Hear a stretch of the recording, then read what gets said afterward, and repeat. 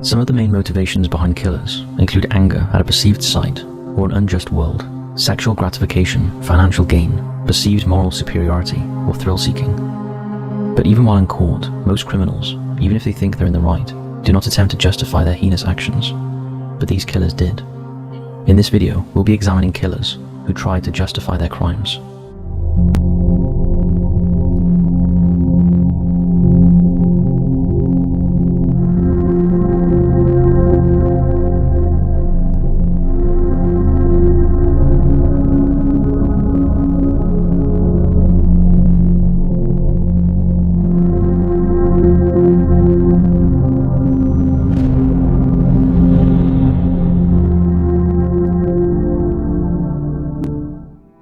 Ahmed Siraji. Motive: collect the spit of 72 women for a black magic ritual. Ahmed Siraji was born in the North Sumatra region of Indonesia on January 10, 1949, but he would not start committing crimes until he was in his 30s. By this time he was living in Medan, the largest city within the province, and worked as a cattle breeder, as well as a dukin, a type of shaman often associated with roles like traditional healing, spirit mediums, witchcraft, and customs experts. Some believe they possess supernatural powers. As part of his role as a dukin, he was regularly visited by female clients who were looking for advice on how to find good fortune or make their partners faithful to them. But everything changed in 1986.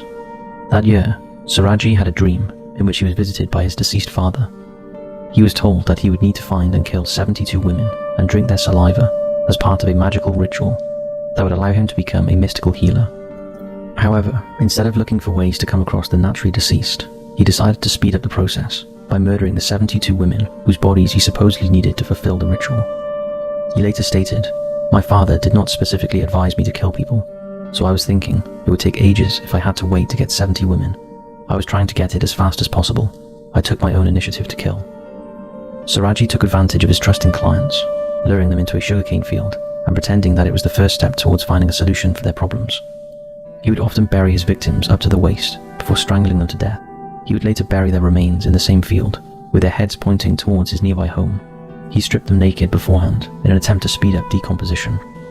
Everything unraveled over a decade later, on April 24, 1997, when a 21-year-old woman named Shri Kamala Dewey asked a 15-year-old rickshaw puller to take her to a dukin.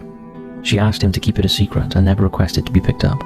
One journalist for the BBC reported that it's likely Siraji got away with the murders for so long because many of his clients were too embarrassed to tell their family and friends where they were going, so the when and where of their disappearances were never known. They simply vanished into thin air one day. 3 days after she vanished, a man stumbled across Shri's grave, which was then dug up by a group of locals whom he alerted. The police were subsequently contacted, and it was only then that the teen rickshaw puller learned of her disappearance. He told the police what he knew, that he dropped her off at the home of her daku.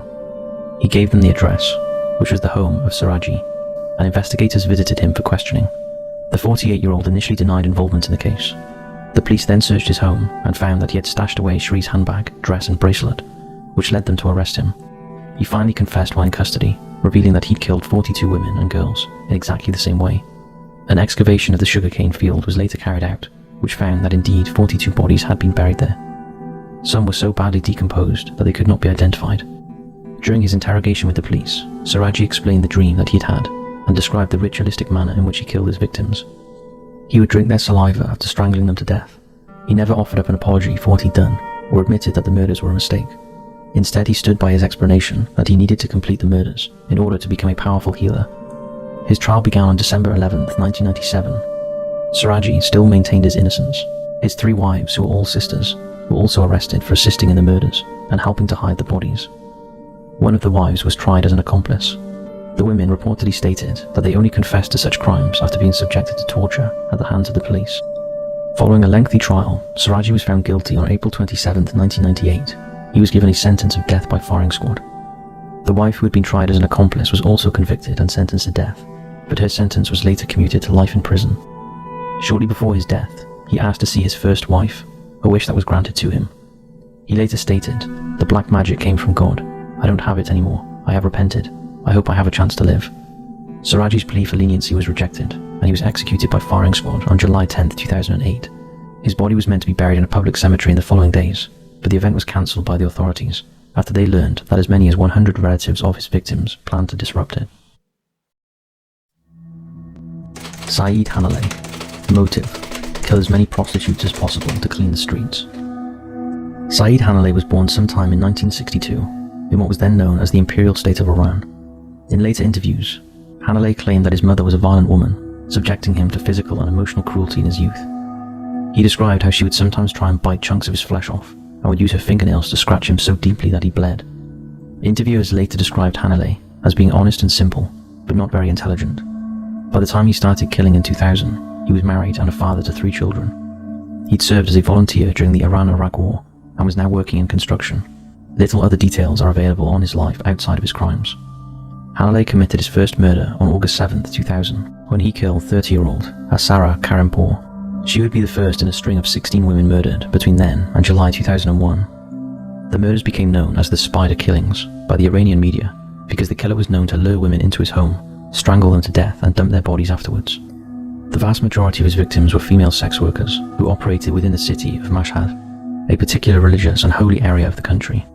Many of his victims were also struggling with substance abuse and left behind children after they perished. Hanaleh's second victim was found strangled to death near some tomato bushes inside the city on August 10th, and the following day, Fariba Ramapur was found deceased in a yellow burlap sack, having been asphyxiated. For months, the case grew quiet, but the spider killer struck again in January the following year, when the body of a woman was discovered dead in Mashhad. 27-year-old Sarah Rahmani was found deceased on February 16th, and later that month on the 29th, 45-year-old Azam Abdi's body was located. Between March 19th and August 2001, a further 10 victims were killed. Many were strangled with their own scarves and left wearing or wrapped in veils and chadors, flowing black garments that cover a woman from her head to her feet. Hanaleh was only arrested after the Iranian government stepped in. High-ranking security and intelligence officials were brought in to find and apprehend the perpetrator of the crimes. As before this, according to the New York Times, many Iranians believed that the police had been lax and slow to act because they were controlled by religious hardliners. According to reports, Hanaleh confessed to the murders of 16 women after being confronted by the police. He subsequently smiled for photographers and defended his actions proudly. He claimed that he was simply cleansing the city of moral corruption, telling the court that he began killing after his wife was mistaken for a sex worker, and staunchly believed that the murder of sex workers was a religious obligation. He stated, "I realized God looked favorably on me, that he had taken notice of my work." In an interview before his arrest, he also noted that he killed the women for the sake of God and for the protection of my religion, because they were prostitutes and were corrupting other people. Hanaleh added that he drove around on his motorcycle to scout about for his target and brought them to his house when his wife and children weren't home. He then strangled them with their headscarves, wrapped their bodies and dumped them in the streets. His lawyers later argued in court that he deserved leniency, citing what The Guardian described as a vague provision in Iranian and Islamic law that labeled sinners as a waste of blood. Sadly, many continued to defend his actions. One newspaper wrote, "Who is it to be judged? Those who look to eradicate the sickness of those who stand by the root of corruption." Hanaleh's friends also supported what he did, with one stating with a laugh, "He did the right thing, he should have continued." Chillingly, even his own son, who was 14 at the time, defended his father. He claimed that his dad was cleaning the country of the corruption of the earth, and added, "If they kill him tomorrow, dozens will replace him. Since his arrest, 10 or 20 people have asked me to continue what my dad was doing. I say, let's wait and see." One journalist, Roya Marimi, looked into Hanaleh and his background following the arrest, and observed that he had initially started looking for men who were paying the sex workers for their services. However, this resulted in him being assaulted by those men. She added, "So he turns to the people who do not have the power to fight back." Hanaleh continued to defend and justify his actions until the very end, stating in an interview, "I wouldn't have been bothered even if I had killed 150 women, because I wanted to clean the holy city of Mashhad from corrupt women and prostitutes." He was found guilty on 16 counts of murder and sentenced to death. Iranian-Canadian filmmaker Mazia Bari created a documentary about Hanaleh named "Among Came a Spider" that was released in 2003. He told The Guardian when the time came for him to be executed, Hanaleh was shocked and angry. Mazia stated, even until the last second before his execution, Hanaleh thought someone in the government would come to save him. He was hanged on April 8, 2002, in Mashhad prison. Joanna Dennehy. Motive: to simply see if she could kill someone. Joanna Dennehy was born on August 29, 1982, in St Albans, Herefordshire, England. Those who knew her in childhood described her as intelligent and well-mannered. though from a young age she showed signs of rebellion and emotional instability. By her teenage years, Dennehy had begun drinking heavily and running away from home, and she later became involved with drugs and petty crime. She eventually entered into a long-term relationship and had 2 children, but the family life she built was short-lived.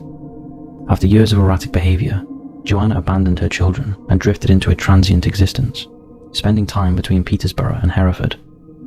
Between March and April 2013, Joanna embarked on what would become one of Britain's most shocking killing sprees. Over the course of 10 days, she murdered 3 men: Lucas Slabozewski, 31, Kevin Lee, 48, and her housemate John Chapman, 56. All 3 victims were stabbed to death before being dumped in ditches around Petersburg. After these killings, Joanna and her accomplice Gary Stretch drove more than 100 miles to Hereford, where she randomly attacked 2 other men, Robin Bereza and John Rogers, both of whom miraculously survived, despite severe stab wounds. When Joanna was finally arrested, she reportedly laughed and joked with police officers. In custody, she expressed no remorse, and in fact appeared to take pride in what she had done. Psychiatrists who later examined her described her as suffering from antisocial, borderline, and psychopathic personality disorders, though she was found legally sane and fit to stand trial. In court, Joanna's behavior was erratic, mocking and disturbingly detached.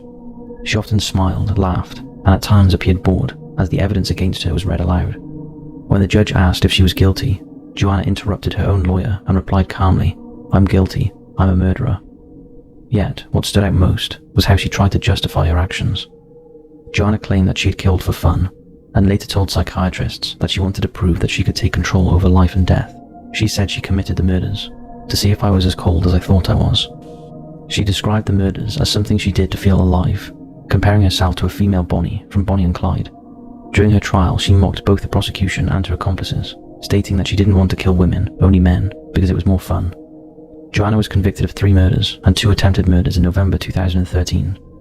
The judge described her crimes as sadistic and truly terrifying.